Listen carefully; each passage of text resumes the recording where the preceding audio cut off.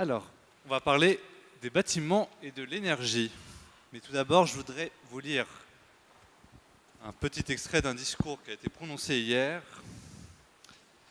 Nos artisans et nos entreprises savent construire des bâtiments basse consommation ou même à énergie positive. Ils doivent continuer à le faire et notre stratégie est précisément de les y encourager. Mais le parc de bâtiments ne se renouvelle qu'au rythme de 1% par an. Nous devons donc aussi et surtout travailler à faire évoluer les modes de chauffage, à mieux isoler les logements, les usines, les immeubles et les commerces existants. On a de la chance ce matin, on a un des 13 membres du nouveau Haut Conseil pour l'action climatique. Alain Grandjean, vous êtes économiste. N'est-ce pas un nouveau comité Théodule ? Bonjour à tous, merci de m'accueillir ce matin. C'est un comité. Le mode d'emploi, c'est d'être proche du Climate Change Committee, qui est un comité anglais, qui a fait ses preuves. C'est-à-dire l'idée, là, c'est d'avoir une institution totalement indépendante. Donc on a demandé des garanties d'indépendance, on a demandé, et on les aura, des garanties budgétaires. Et surtout, on a la chance énorme d'avoir comme présidente Madame Corinne Lequéré, qui est une climatologue très reconnue au niveau international, membre du Climate Change Committee, donc qui sait comment ça marche et qui donc va mettre en place des méthodologies qui permettent que ça marche. Donc l'idée, c'est d'avoir un recul et un jugement par rapport aux politiques publiques. Ce comité sera un comité Théodule si on n'a pas le courage d'exprimer les choses très très clairement et de pouvoir dire par exemple au gouvernement nous sommes en retard, telle mesure de politique publique n'a pas fonctionné, telle autre mesure est essentielle et vous ne l'avez pas prise. Et donc ce comité n'a d'intérêt que s'il il a une capacité d'expression forte et assez rare, petit 1. Petit 2, il est rattaché au Premier ministre. Je dois dire qu'un des éléments qui m'a le plus plu, on va dire ça, parce qu'il y a beaucoup de choses qui peuvent être discutées, mais une des choses qui m'ont plu hier, c'est le fait que l'installation du Haut Comité, on avait 8 ministres. C'est la première fois depuis le Grenelle de l'environnement. Lesquels ? On avait le président de la République, le Premier ministre, on avait évidemment le ministre des Finances, on avait le ministre du Budget, on avait le ministre de la Recherche, on avait le ministre de l'écologie, donc Monsieur de Rugy, et puis on avait le ministre de l'Agriculture. Donc on avait vraiment le sentiment que le sujet, enfin, devient un sujet interministériel, qui est le problème majeur. On ne va pas parler de ça pendant 3 heures, hein. Mais juste un tout petit point, une toute petite remarque, c'est que dès qu'on réfléchit à qu'est-ce que c'est qu'une France zéro émission nette en 2050, ce que j'ai fait moi longtemps, parce qu'on a fait une très grosse étude là-dessus il y a peu de temps, ça concerne absolument tous les secteurs d'activité. Évidemment, le bâtiment est un des secteurs principaux qui est concerné, puisque c'est un gros consommateur d'énergie, c'est un gros émetteur de gaz à effet de serre, mais tous les secteurs sont concernés. Et il y a une transversalité, une interaction extrêmement forte entre les secteurs, y compris l'agriculture. Alors Madame Lequéré est assez compétente sur les questions d'agriculture et de forêt, mais on a Jean-François Soussana dans le comité, qui est un agronome très très connu. Et donc l'idée, c'est que c'est un projet de gouvernement, au sens c'est un projet interministériel, tout le monde est concerné, évidemment la recherche, mais évidemment l'éducation. Monsieur Gunther Paoli vient de dire qu'il faut parler aux enfants. C'est complètement clair que si les enfants ne sont pas là, on ne risque pas d'y arriver. Merci. Les métropoles sont en première ligne justement pour toutes ces questions de rénovation, réhabilitation. Et vous avez calculé, je crois, à l'Agence parisienne du climat, pour le climat, Cécile Gruber, que il faut rénover 3200 logements par an pendant 32 ans si on veut atteindre les objectifs zéro carbone de 2050. Oui, alors c'est vrai que l'enjeu du bâtiment, c'est fondamental. C'est fondamental parce que, je vais rappeler quelques données quand même en intro, le secteur du bâtiment à Paris, c'est le premier secteur le plus consommateur d'énergie et sur Paris Intramuros, le plus émetteur de gaz à effet de serre. Donc il y a un enjeu extrêmement important sur le volet énergétique et climatique. En plus, c'est un enjeu social important parce que sur la métropole du Grand Paris, 87% du parc de résidence principale est en copropriété. Donc il y a un enjeu très important d'aller chercher les copropriétés, qui est un parc très spécifique. Et dans ces copropriétés, c'est un sujet qu'on aborde et qu'on adresse spécifiquement à l'Agence parisienne du climat, il y a à peu près 35% de familles qui sont en précarité énergétique. Donc sur le bâtiment, il y a un enjeu social aussi très important. En plus, c'est un secteur où il y a des co-bénéfices en termes énergétique, sociale et environnementale importante, mais aussi en termes de création d'emplois. Et j'ai envie de rappeler ce que disait l'ADEME récemment. Le bâtiment, c'est un secteur très gros pourvoyeur d'emplois. Et en 2025, elle estimait que ça pouvait créer sur la rénovation et la réhabilitation des passoires énergétiques plus de 125 000 emplois. Donc il y a un enjeu extrêmement important sur ce secteur-là, et je dirais que c'est le passage obligé pour réussir la transition énergétique sur les territoires et sur les villes, comme l'agglomération parisienne. Est-ce que vous allez dans les assemblées générales de copropriété, justement, pour tenir le même discours de pédagogie?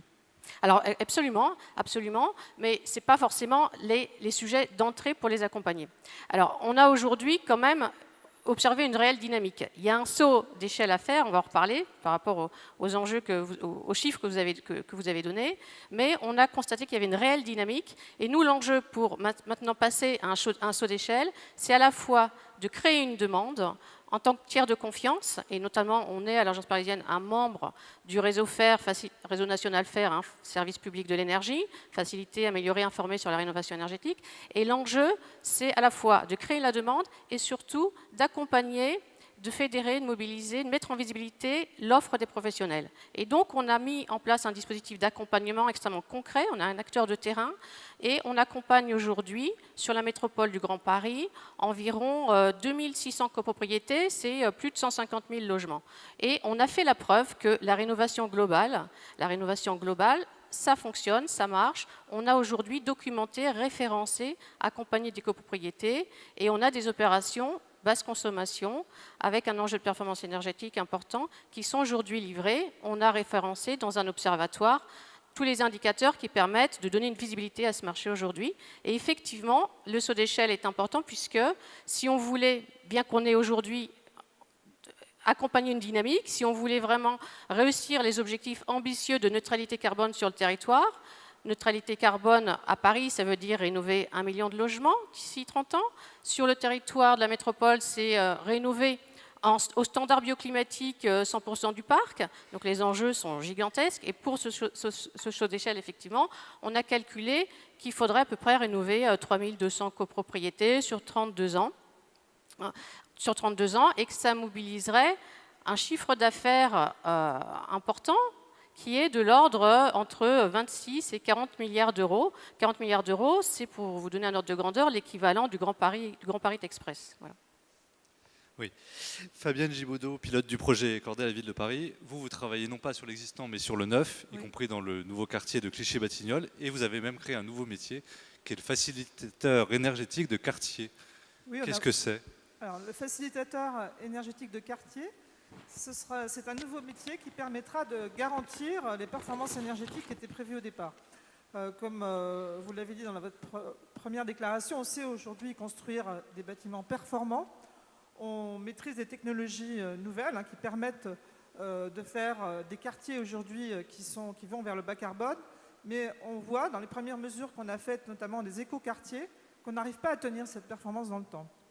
Alors, les raisons, elles sont multiples. C'est sur une chaîne d'acteurs qu'on a analysée, qui vont de l'usager, de l'habitant, de la personne qui va travailler dans un quartier, jusqu'au professionnel, à l'exploitant des chaudières qui va régler tout le système, jusqu'aux copropriétés, aux propriétaires. On voit qu'il y a une chaîne d'acteurs qui doit s'impliquer, qui doit être créée, en tout cas, cette nouvelle chaîne d'acteurs, pour tenir cette performance dans le temps. Tout le monde a sa part de responsabilité, vous voulez dire ? Tout le monde a sa part de responsabilité. Et c'est un nouveau métier où on fait le pari qu'en fait, les économies qu'on va faire, la baisse des émissions de CO2, parce que c'est ça dont il est question, elles vont finalement permettre de créer ce nouveau métier qui va permettre aussi de créer une communauté d'acteurs, y compris d'habitants, dans un écoquartier. Parce que ce qu'on observe aujourd'hui, c'est que les personnes qui arrivent dans un écoquartier ne connaissent pas forcément le fonctionnement des systèmes. Pour donner l'exemple de Clichy-Batignolles, nous sommes dans un quartier où il y a un réseau de chaleur basse température qui est alimenté par la géothermie. Tout ça demande des réglages spécifiques. On a aussi une chaleur dans le logement, dans le radiateur, qui n'est pas la même que dans une chaleur conventionnelle. Donc tout ça nécessite de la communication, de la pédagogie et aussi de se sentir partie prenante des objectifs qui ont été fixés au départ par la ville. Donc c'est tout l'enjeu de ce projet, c'est d'arriver à créer cette nouvelle gouvernance et aussi de créer cette nouvelle dynamique d'acteurs et que le facilitateur finalement va animer, orchestrer. vous allez aussi pouvoir utiliser les données de manière anonymisée pour justement Oui. optimiser ces consommations. Oui, parce que pour réaliser ce projet, parce que c'est le premier vraiment projet de smart grid parisien, hein, c'est la première fois qu'on aura autant de données précises sur les données de consommation énergétique et aussi de production énergétique, parce qu'on a aussi beaucoup de panneaux solaires et aussi la production de géothermie. On a à peu près 1000 logements. On va avoir des données à la fois sur la consommation d'électricité, mais de chauffage et d'eau chaude sanitaire. Ces données sont anonymisées. On a eu un travail assez long avec la CNIL pour assurer toutes les garanties nécessaires pour qu'il n'y ait pas de réutilisation de données personnelles. Mais grâce à tous ces ensembles de données, on va comprendre comment se comporte un quartier. Et ça, c'est vraiment important parce que grâce à cette connaissance, elle va nous servir aussi à comprendre d'autres quartiers parisiens. On travaille avec des scientifiques de Mines ParisTech qui vont nous aider à modéliser ce quartier avec toutes les données qu'on a pu récupérer grâce à ce financement européen. Et grâce à ce modèle, on va pouvoir comprendre comment fonctionne un quartier, peut-être un quartier ancien, ça ne s'appliquera pas que sur du neuf, et vraiment accélérer la transition énergétique.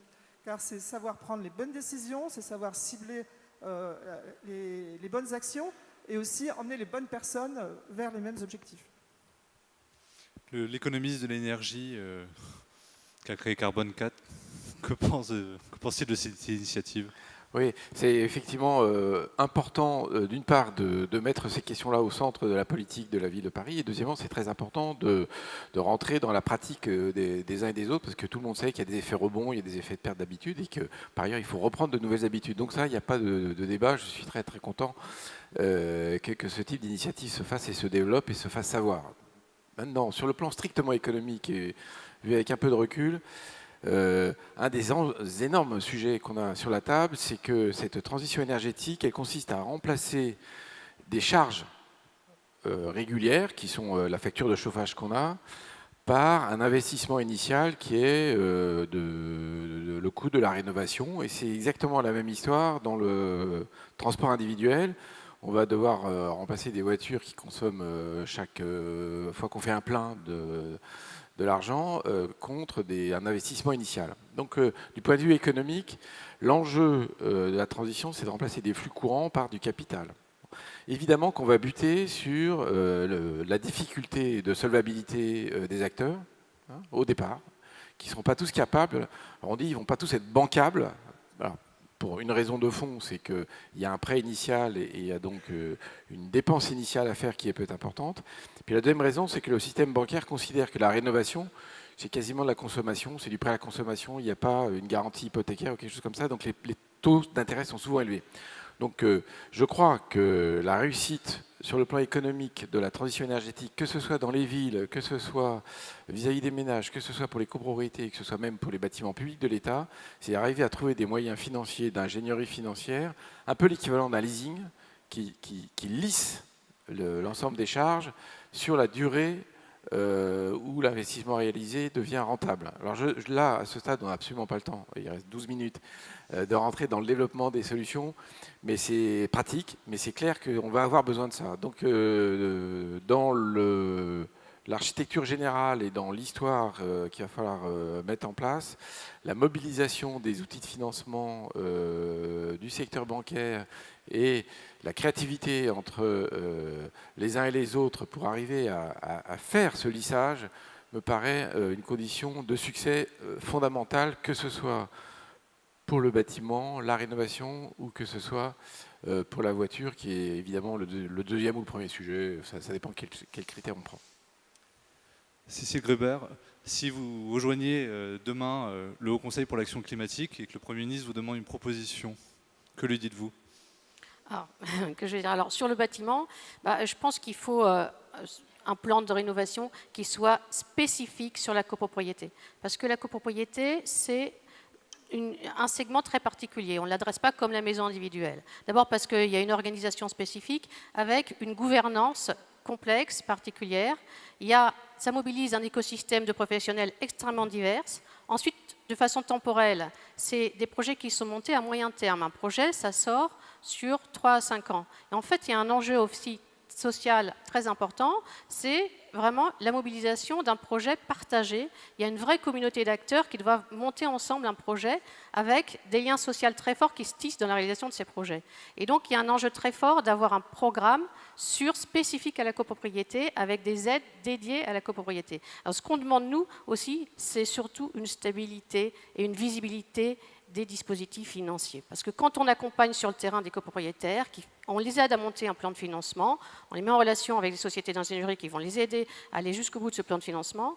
Et en fait, s'ils n'ont pas la sécurité, la garantie de pouvoir avoir les aides et les dispositifs, les aides qu'ils ont intégrés dans leur plan de financement, eh bien, ils sont complètement en incertitude. Donc, il faut pouvoir avoir une stabilité sur ces offres et une visibilité, ne pas changer tous les ans de dispositif et surtout donc garantir que quand on s'est engagé sur un dispositif dans une copropriété, eh bien, ce dispositif reste jusqu'à la réalisation des travaux. Et puis, surtout, je pense qu'il y a aussi un mouvement important, c'est qu'il y a tout un enjeu, c'est de pouvoir mobiliser aussi les professionnels et accompagner la montée en compétences de tous ces professionnels. On a un enjeu quand même, nous on a regardé de performance énergétique important, on référence aujourd'hui en instrument des copropriétés pour voir effectivement la réalité du terrain, et il faut qu'on arrive aujourd'hui à avoir des performances qui permettent de garantir ces références et de ne pas décrédibiliser tout le travail engagé pour accompagner la rénovation. Est-ce qu'il aurait fallu une prime, comme cela avait été annoncé, avant d'être finalement enlevé du projet de loi de finances parce que ça aurait créé une administration de 300 personnes et maintenir le CITE? Est-ce qu'une prime aurait déclenché plus d'actions? Pas sûr, le CIT ça marchait bien. Après, c'est pas tant ces dispositifs-là. Je pense qu'il faut pouvoir d'abord, ce qu'on constate nous, c'est que toutes les opérations qui se lancent, elles sont aidées. Et ce qu'il faut, c'est des aides pour accompagner ceux qui ont le moins de moyens, c'est-à-dire ceux qui sont en précarité énergétique. Il faut pouvoir embarquer ces ménages modestes dans une copropriété pour pouvoir arriver à lancer le projet. Et là, il y a des aides qui existent, les aides de l'ANA, les aides sur le programme Habiter mieux, qui permettent des fois de financer jusqu'à 90% du montant de la quote-part de la personne modeste. Et des fois, ça est arrivé à 100%. Donc il y a des aides qui existent déjà importantes. Ce n'est pas tant de recréer des aides, c'est de les mettre en visibilité, de les faire connaître, et puis évidemment d'avoir une enveloppe qui soit en accord avec le chantier à conduire. Est-ce que j'ai envie de vous poser aussi comme question, Fabienne Giboudot, pilote du projet Cordée Ville de Paris. Est-ce que ce n'est pas les villes qui doivent montrer l'exemple avant des plans initiatives copropriété, un mois avant l'effondrement d'immeubles à Marseille, et justement prendre les devants? Oui, les villes doivent montrer l'exemple. Vous citez le cas de l'insalubrité, elle l'a fait dès 2001 avec Bertrand Delanoë sur la rénovation d'un parc très très important de bâtiments insalubres. Mais je dirais aussi que l'État doit nous faciliter les expérimentations qu'on mène dans les villes. Alors pour l'exemple de Cordée, on voit qu'on a, par exemple, je vais vous donner deux freins. Enfin, on a le premier frein, c'est par exemple sur l'autoconsommation collective. On avait envisagé à l'échelle du quartier pouvoir partager cette production photovoltaïque et faire en sorte que justement les utilisateurs soient impliqués dans cette production photovoltaïque de quartier. Donc là, hélas, l'amendement n'est pas passé. On ne va pas pouvoir élargir le périmètre de l'autoconsommation collective en France, donc ce qui est un frein aussi pour arriver à travailler sur l'énergie à l'échelle d'un quartier. Et un autre, c'est le droit à l'expérimentation. Parce que là, quand je vous parle de facilitateur énergétique, la ville sera toujours présente. On nous demande de garantir, d'ailleurs, c'est ce qui est très important, la privacité des données, de garantir aussi l'intérêt général de ce projet, parce que c'est un projet pour mettre en œuvre le plan climat parisien. En même temps, on va travailler avec des acteurs privés, on va travailler avec des entreprises qui vont nous aider à mettre en place ce facilitateur énergétique. On a une plateforme numérique, on a la modélisation, on a des outils que nous ne maîtrisons pas en interne, donc on a besoin de cette collaboration. Donc il faut nous aider aussi pour arriver à mettre en place cet acteur public-privé qui va avoir le rôle de facilitateur énergétique et qu'il puisse se développer aussi dans d'autres quartiers. Il y a eu beaucoup de bureaucratie avant de pouvoir le lancer, ou ça a été simple? Pour l'instant, il est en cours de gestation, il n'est pas lancé. C'est-à-dire que c'est un projet sur 3 ans. Il se termine ce financement européen se termine en octobre 2019. Et on se donne l'année 2019-2020 pour arriver à roder notre modèle, parce qu'il s'agit effectivement d'arriver à utiliser de façon intelligente une plateforme. Il s'agit d'impliquer toutes les parties prenantes. Il s'agit aussi de créer une nouvelle relation, une nouvelle gouvernance entre tous les acteurs, et ça va prendre un petit moment. Et on pense pouvoir le mettre en place très rapidement, dans la mesure où on aura testé tous les outils qu'on a mis en place. Donc on réfléchit aujourd'hui à l'outil juridique qu'on va utiliser. Et c'est en cela que je vous dis, on a besoin de souplesse dans le cadre de ces outils juridiques pour arriver à mettre en place ces nouveaux acteurs. Alain Grandjean, on a parlé des fonds européens. Est-ce qu'on ne pourrait pas enlever des critères de Maastricht draconiques, l'investissement pour la transition énergétique? De remarques. Pour mobiliser l'ensemble des professionnels dans le secteur de la transformation c'est une transformation du parc de logement, il faut qu'on ait une logique qui est à peu près la logique de la reconstruction d'après-guerre. Parce que les enjeux sont considérables. Enfin, vous avez cité des chiffres, c'est un déploiement massif. Bon. Donc c'est pour ça que je disais tout à l'heure que l'intergouvernemental est absolument indispensable, parce que si on se fait carotter à chaque fois dans les négos entre le budget, l'écologie, etc., on n'en finit pas, et on a l'impression que le système veut pas sortir d'argent, et donc il complique tout pour que ça sorte pas. Bon. Mais pourquoi le système veut pas sortir d'argent? Parce que nos critères budgétaires européens sont sous contrainte, et il n'y a pas d'isolement, ne sont pas isolées les dépenses spécifiques qui sont liées à la transition, qu'elle soit de l'investissement public d'une part, ou d'autre part de l'aide à l'investissement privé ou de l'aide aux collectivités territoriales, évidemment, c'est mélangé dans le calcul maastrichtien du déficit.